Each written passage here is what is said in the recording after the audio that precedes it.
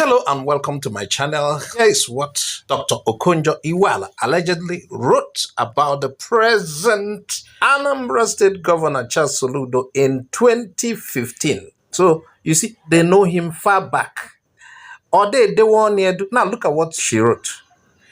There is definitely an issue of character with Professor Soludo and his desperate search for power and relevance in Nigeria. Nigerians should therefore be aware of so-called intellectuals without character and wisdom because this combination is fatal. This was allegedly written by Dr. Okonjo-Iweala in 2015. Now, if you are doubting it, current Soludo's reaction and even what he did in 2023 during the elections, before the elections, clearly portrays him as what was written in what you saw. Meanwhile, watch this video. Enough is enough. We will not take this again. To people and say, I will do only one term. Anybody, any politician who said that must be sent to a psychiatric home. Because the person must have some mental problem. When the Constitution allows you to stay up to 8 years, they come and tell us, I'm going to spend one term. Tell us where it has ever happened. Who? On a column, Nkwane Kwenwai. Bo. Nkwane Kwenwai. Bo. Nga watching, go te yaba. Nga watching, go te yaba. If I can anybody who is saying I'm going to do one term needs a psychiatric examination.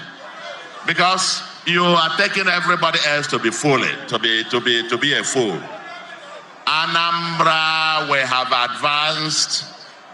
There are calibers and categories of people that Anambra has since gone much higher.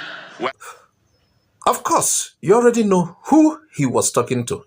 Even chicken and goats knows who he was talking to. He was probably referring to our own Peter Obi, who is one of his predecessors. You know, you wonder if they have fought anywhere. I'm not aware of that, and I don't think so. I don't think they have fought or they have exchanged verbal, So why this animosity and constant attacks on Peter Obi? In Anambra State, among the past governors, Peter Obi is said to have been one of the best, including Ngige. They didn't have to brag about it. No, their works showed what they have done. People saw what they did and were hailing them.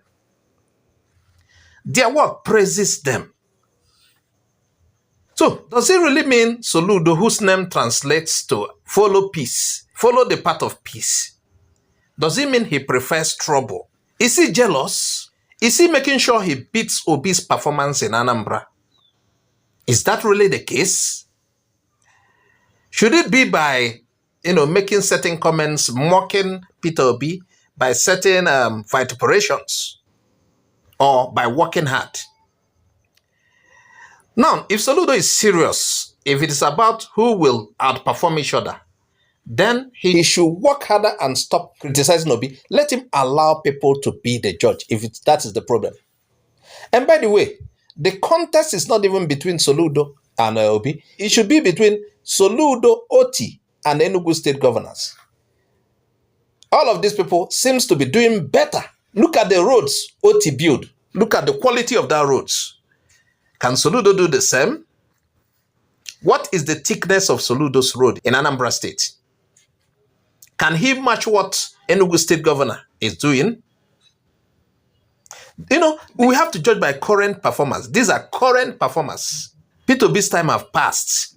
And Peter Obi has built certain things that are still being felt today, impacts that are still being felt today. We are talking about the current governors. Soludo should compete with Oti and Enugu State governor. Let's see. Can he outperform these two? Meanwhile, I'm looking at it as if Soludo is a case of onye kwulota kwatunya somubeze gakwoton onye kwulota kwatunya somubeze gakwoton wa. But aside that, I think it's gone beyond jealousy, ekworo na anyuku. Apart from that, Soludo wants no one to be greater than him. I think there is something else too. People like Soludo may not want to see an Igbo president that is not him. He wants to later be the first person or the first Igbo man to be president. I think that is what he's contending with. Some of the times I would like to praise this guy. But I feel something holding me back because as no nye phase ezelue. Soludo is not ochohi phase. If ocholo okeka ocholeka. Man okeka honono. Okeka woni ife lopota. Now let me even talk about past Soludo's attacks on Peter Obi. Let's talk about it for people who don't know. It did not start today. In November 2022, Governor Chukwuma Soludo of Anambra State publicly criticized Peter Obi. Peter Obi was the then Labour Party presidential candidate. He was saying Obi can't and won't win. Soludo should have waited before the election, after the election. Does he need to say that? Does he want to contest for presidency? Ask Soludo. According to Soludo, only two parties are actually contesting that election. APC and PDP. Atiku was representing PDP. You wonder why he need to make that comment. And in the same period, Soludo claimed that the investments made by Peter Obi during his tenure as governor were worth next to nothing. And even went further to attack Obi that such investment is not even among the first in terms of paying tax. And when asked to give an example, he mentioned banks. Shamelessly, this guy mentioned banks. Now, following the backlash, Soludo wrote a longer piece titled History Beckons and I Will Not Be Silent, Part 1. He did it to elaborate and defend his stance. In it, he described Obi supporters on social media as a mob, intolerant of dissent and rejected accusations of envy, noting that they had earlier invited Obi back to their party, ABGA. So Soludo is being unnecessarily jealous, Now, here are reactions to various Soludo's comments. The Igbo elders and socio-political groups strongly condemn Soludo's remarks. And you know what?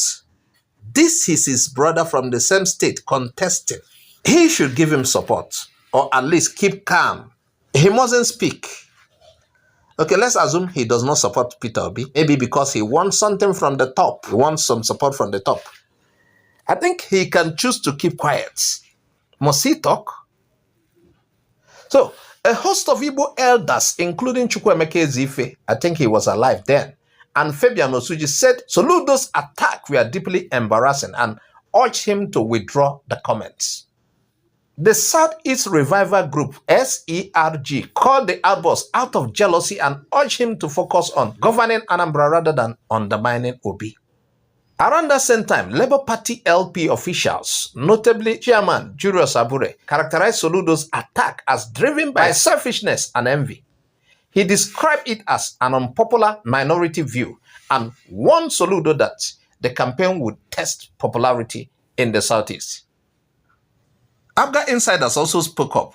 Chief Njoko called Soludo's blunt remarks uncalled for and urged him to extend goodwill even to political opponents. And not to talk of somebody from his state, his brother from Anambra, not just an Igbo or Southeast, but from Anambra. But Peter Obi responded in the most accurate and sensible manner. As noted by Vanguard, his kind of response was measured and disciplined. While he acknowledged he wasn't a saint and that some investment under his governance may have declined in value, he framed his reaction as reflective statesmanship, not as a tout. When Soludo asks sometime, you begin to wonder, is this not this guy that was former CBN governor, professor at 30s? People hated him so much. Is he not the one behaving like street tout now? Now, concerning the video you just saw above, Soludo said, while talking about Peter Obi's asking for a term, he said, such promise is irrational and fake. But Peter Obi replied again, not with insults, but with clear words. If making such a promise means I need psychiatric help, then those who wrote the Constitution should also be questioned. He said great leaders like Mandela and JFK ruled for short term. You remember Mandela, when asked to do another term, Mandela said, no, I'm done. But that first time he did just once, he made a lot of impact. So is it really about doing twice or doing what is right? It is the kind of people like Soludo that will start a project towards the end of the first term and ask for votes to, he will tell people, if voted in, I will complete this project. That's the kind of thing we see with him. Perhaps. So Obi's message is simple. You don't need to stay long to do good work. What matters is honesty, discipline, and results. So what is really going on? Is this just political rivalry? Or is Soludo trying to stop Obi from growing stronger in Igbo land? Many Igbos are asking, why does Soludo seem more eager to attack Obi than to unite the East? As election draws closer again, the people are watching. Some say Soludo is protecting his own future ambition. Soludo may not join APC, but he's behaving like some APC governors. Nigeria is so messed up. There is a promise that if you are in APC, anything goes. You might be returned. You might win your second term. You are a saint, like Oshemole said. They can rig the result in your state to make sure you win a second term. Is that really what Soludo is trying to achieve? Perhaps by abusing Obi, he's pleasing Tinubu, and his second term ticket is secured. What exactly does Soludo want? So that is why some said Soludo is protecting his own future ambition. Others say he's just being honest. But one thing is clear. The attacks are deepening political divisions in Igbo land.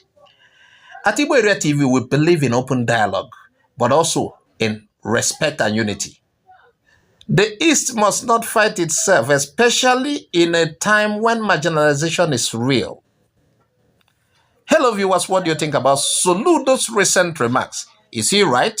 Is he wrong? Drop your comments below. Don't forget to like, share, and subscribe to IGBO AREA TV, where Igbo voice is free to speak. I'm Azuka Oji. I say bye-bye for now.